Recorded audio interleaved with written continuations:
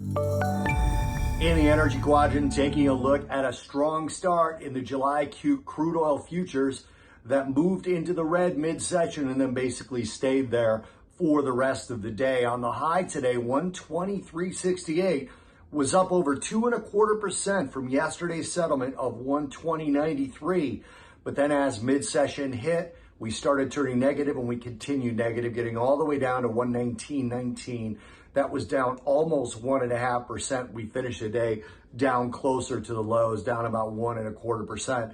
That puts us down 3 of the last 4 sessions in crude oil and sets us up for the first down week versus the previous week's close in the last 4 weeks. You can look at last week, we opened higher than we closed, but we still closed higher than the previous week's close.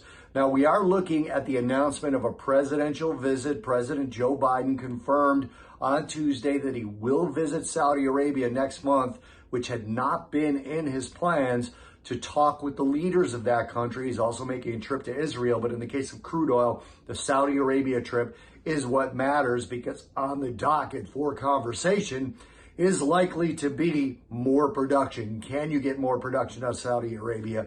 Can you get more production out of the OPEC nations that have spare capacity to ease some of these energy price increases that we've seen and some of the inflation that's driven by this energy price increase that we've seen? So that helped to push crude oil a little bit lower. But then also we had a dollar spike later in the day that pushed, you had a yield spike, that pushed the dollar higher. We actually had 2-year, 5-year, 10-year, and 30-year yields lower at the start of the day, but as we moved on, the 2-year was up by 1 basis points mid-session, the 10-year up by 3 basis points mid-session, and the 30-year up. And that was a big reversal because they were down double-digit basis points in some cases.